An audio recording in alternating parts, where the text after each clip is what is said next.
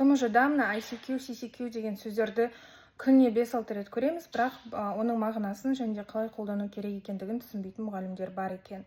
ICQ дегеніміз instruction checking questions, яғни сіз бір инструкция бергеннен кейін балалар дұрыс түсінді ма, соны тексеру үшін қойылады. Мысалы, мынандай тапсырма бердіңіз. Work in pairs, ask each other these questions деген сияқты.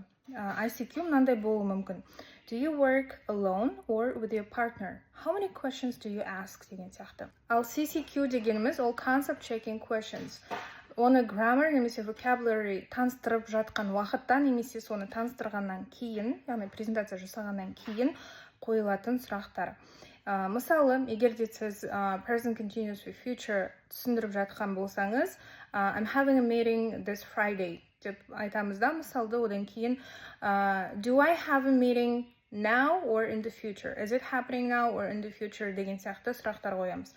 ICQ-да, CCQ-да өте қарапайым сұрақтар болу керек. Оқушылар yes немесе no деп жауап бере алады, немесе 1-2 сөзбен ғана жауап бере алатындай болу керек.